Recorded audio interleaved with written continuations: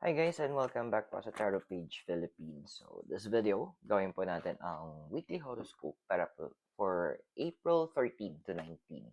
Para po sa may mga Sun, Moon at Rising na Aries. So kung bago po kayo, subscribe, like, and share. Kung di mo alam yung Sun, Moon, tsaka Rising mo, kasi importante siya, sa dulo ng video, may link tayo para mapanood mo.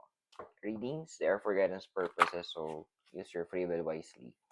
Private readings and spellworks po, message me. And for face-to-face reading, every Friday hanggang Sunday, nasa Omegulay sa Session Road.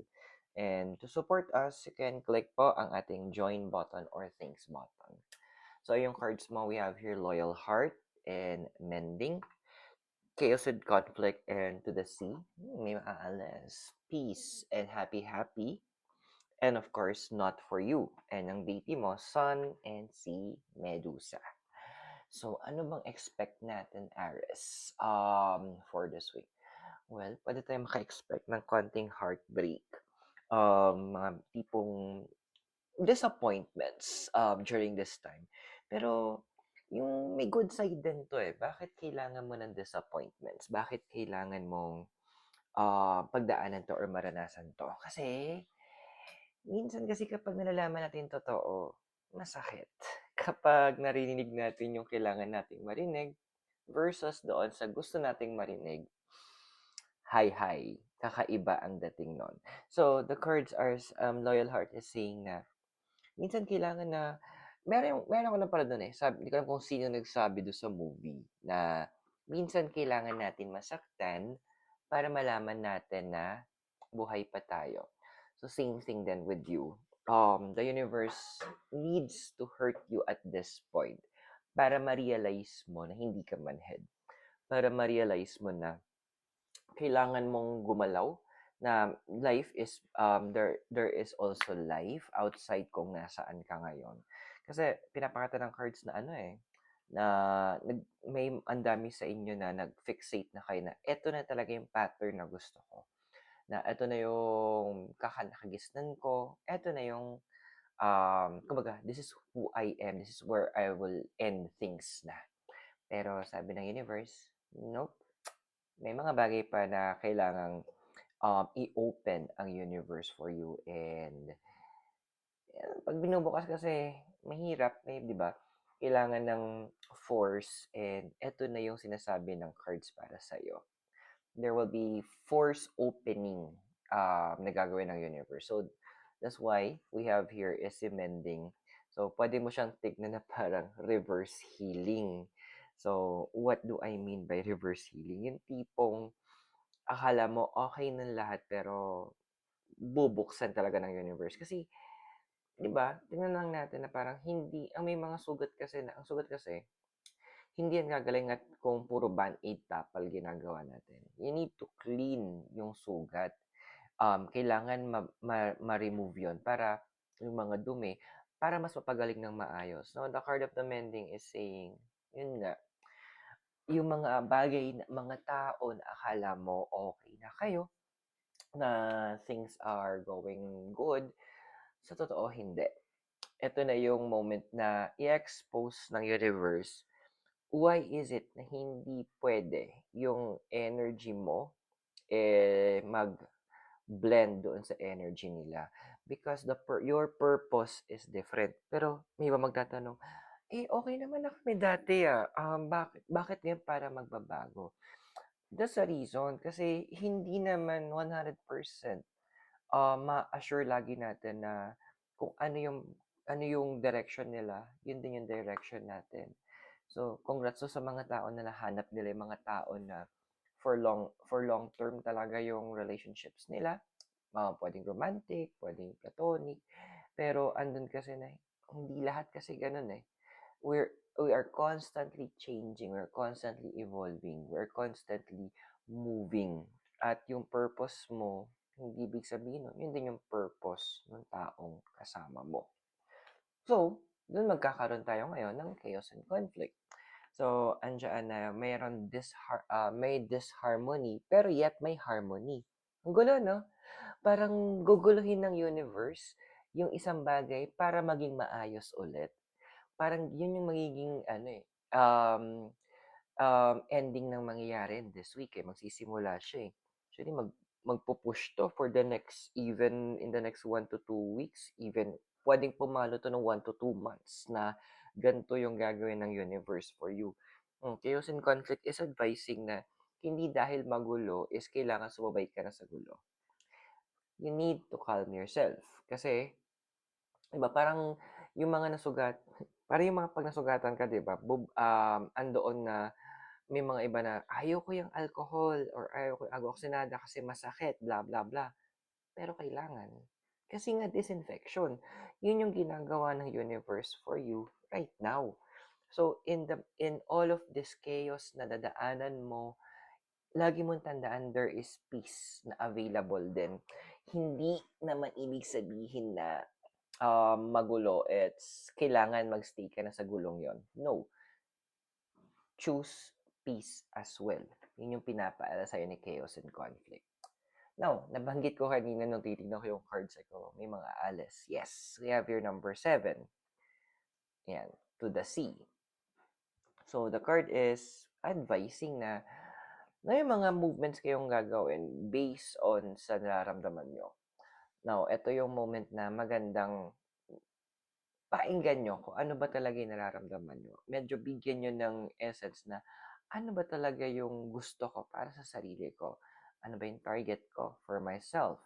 Andoon ba na kailangan ba all this time iisipin ko yung magiging reaction nila? O andun ba yung moment na kailangan ko isaalang-alang yung pinaka pinaka hinahanap ng puso ko? To the sea is saying kasi with water, this is symbolizing our emotions. Nandoon na you need to make sure na pakalmahin mo muna yung heart mo, pakalmahin mo yung emotions mo. Kasi once everything is clear, pwede naman tayo mag-decide based on our emotion as long as kalmado, ha? Huwag natin yung tipong sabog-sabog yung emotions natin, then we will make a decisions. No. This is a moment that you need to calm yourself and also think about ano ba yung gusto ko? Kasi mamaya papakita ko sa'yo doon sa deities mo, kay Sun at Medusa, bakit importante yun. Now, 7 is also the number of wisdom. So, andito na, sabi nila, huwag kang mag-decide based on your emotions. Actually, mali yun. You need to decide based on your emotions and what's in your logic. Kaya pumapasok sa number 7, which is about your wisdom and about your knowledge. Now, well, medyo magkakagulo ng very light. So, we have here yung peace and happy. Kasi andun yung level na, syempre, if there will be changes, there will be chaos, there's conflict, ma-assure natin na wala talagang peace. Pero yung point kasi na there could never be peace without seeking what is good for us. Kasi andito yung point na yung peace na meron ka ngayon, it's more on na parang nakipag-compromise ka. It's more on na parang, kasi based naman doon sa usapan or yung gusto nila, yun yung masusunod. So, nasa-save mo yung peace. Pero kasi, paano yung happiness mo? Which is yun yung uungkatin, magiging central na target ng universe for now.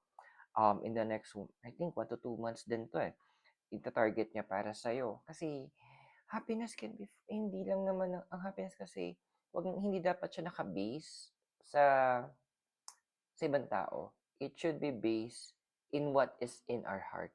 Yun yung gustong ipaalala sa'yo ng universe. Yun yung gustong i-remind sa'yo that seeking your inner peace or your inner happiness, yes, magkakaroon ng conflict talaga. Kasi doon mo malalaman kung sino yung mga tao na magiging masaya na nahahanap mo yung fulfillment mo kahit wala ka nabibigay sa kanila. Yun yung mga relasyon na dapat kinikip mo. And yung mga tao na nag-iinerte, yung tipong pipigilan nila na kahit alam mo sa sarili mo, this is where you belong. Ito yung nasa heart mo. Ito yung gusto mo mapuntahan. Ito yung gusto mo. Kasi nakikita mo yung goodness ng future. And those people na parang paliwas sila. Kasi sila yung mga, you need to check Marami sa kanila kaya gano'n is because hindi ka na nila puwedeng magamit, hindi ka nila puwedeng ma-abuse, hindi ka nila puwedeng i-push, itulak-tulak. So, they are not the people for you, not for you. So, number 6 kasi is about harmony, eh. You need to first have harmony with yourself, then harmony with the people. If yung harmony mo is yung harmony mo is nasisira dahil sa ibang tao, think again kung dapat ba sila sa life mo. Now, your deity, as I mentioned, is the card of the sun and si Medusa. So, these two are saying din, ayun na tumayo. Ayan. These two cards are saying na you need to be the center. Sinasabi sa'yo ni card of the sun. Ikaw yung magiging, di ba, sa solar system, the center of the solar system is again the sun. Kaya nga solar system eh. Pero bakit kailangan na i-focus mo yung sarili mo? Because with Medusa, there are things na uungkatin ng universe in the process na kailangan mag-isa ka at nakafocus ka sa sarili mo.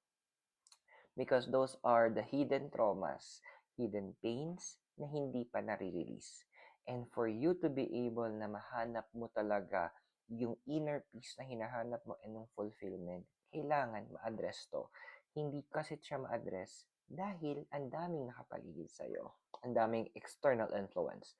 So, this is a moment na magpapaka-selfish muna tayo, focus tayo sa sarili natin. So, I hope nakatulong yung readings. Those are for guidance purposes, so use your free will wisely. At kung bago po kayo, subscribe, like, and share. For private readings and spell works, you can message me. And every Friday to Sunday, nasa Oh My Gulay po tayo for face-to-face reading in Session Road in Baguio. To support us, para mag-grow po, you can click on the join button or the thanks button sa baba. So, Alice, maraming salamat sa iyo. God bless, Namaste, Hare Krishna, and blessed be, and hope to see you soon. Mula po dito sa Baguio City. Have a great day. Bye for now.